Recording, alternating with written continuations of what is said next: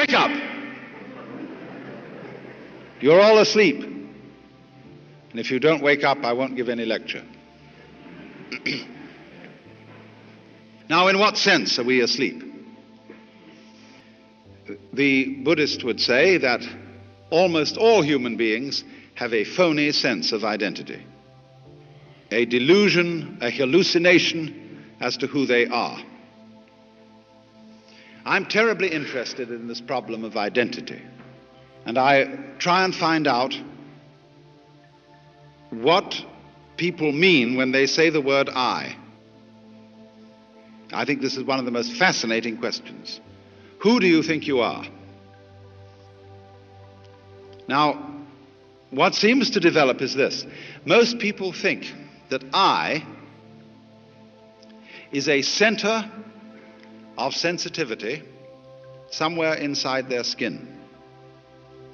And the majority of people feel that it's in their heads.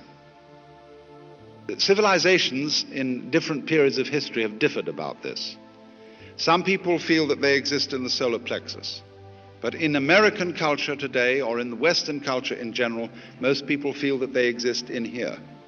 And there is, as it were, a little man sitting inside the center of the skull.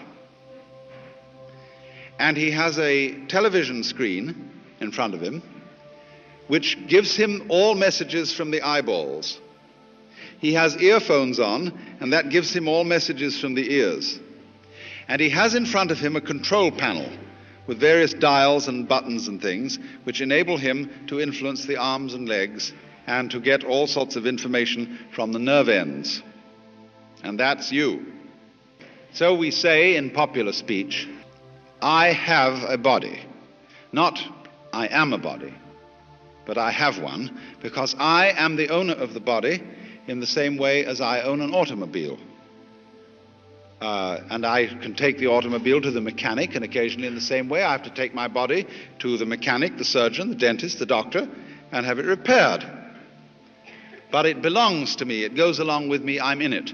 A child, for example, can ask mother, Mom, who would I have been if my father had been someone else? That seems a perfectly simple and logical question for a child to ask, because of the presumption that your parents gave you your body and you were popped into it, maybe at the moment of conception or maybe at the moment of birth, from a repository of souls in heaven, and your parents simply provided the physical vehicle. So that age-long idea that is indigenous, especially to the Western world, is that I am something inside a body, and I am not quite sure whether I am or am not my body. Some doubt about it. I say, I think, I walk, I talk, but I don't say I beat my heart. I don't say I shape my bones. I don't say I grow my hair. I feel that my heart beating, my hair growing, my bone shaping is something that happens to me. And I don't know how it's done. But other things I do. And next, I feel quite surely that everything outside my body is quite definitely not me. There are two kinds of things outside my body. Number one is other people. And they're the same sort of thing as I am. But also they are all little men locked up inside their skins. And they're intelligent, they have feelings and values, and are capable of love and virtue. But the number two is the world that's non-human, that we call nature. And that's stupid. It has no mind. It has emotions, maybe, in animals. But on the whole, it's a pretty grim business. Dog eat dog. And when it gets to the geological level, it's as dumb can be.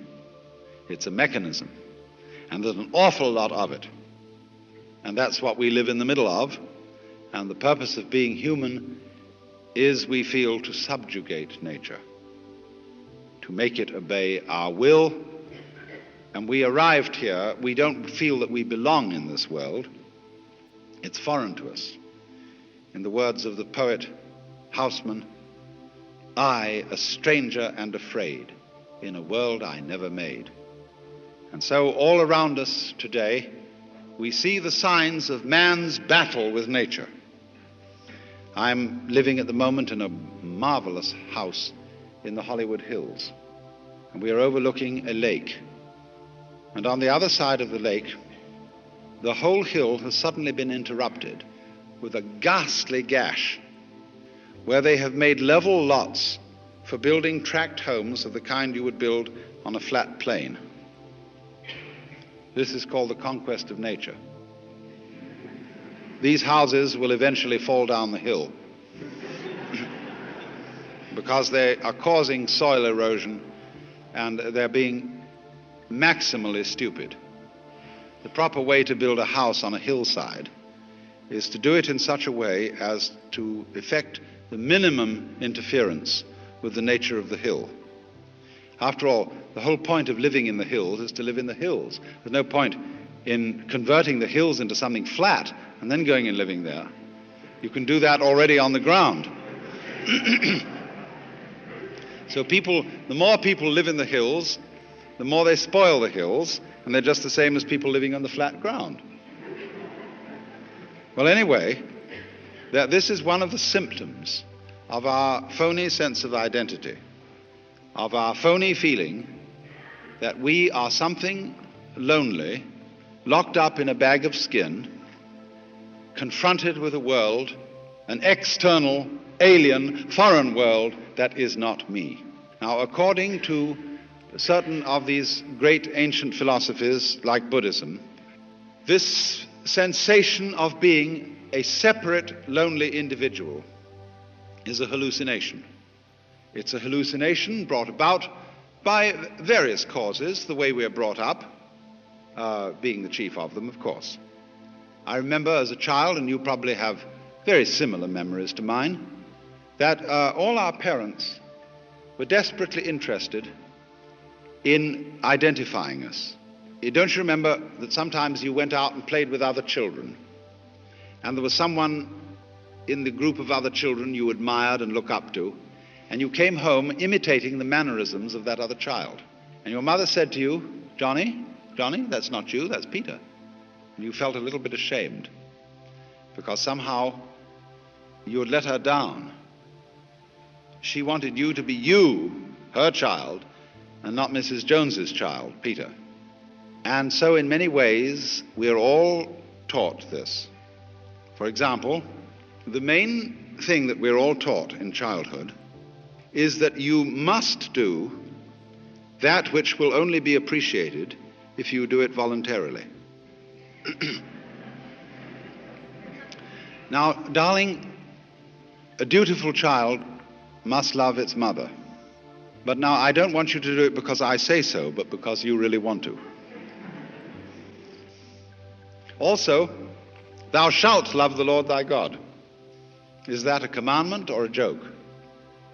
You know, if you suggest that the Lord is joking, most people in our culture are offended because they have a very moronic conception of God as a person totally devoid of humor. But the Lord is highly capable of joking, because joking is one of the most constructive things you can do.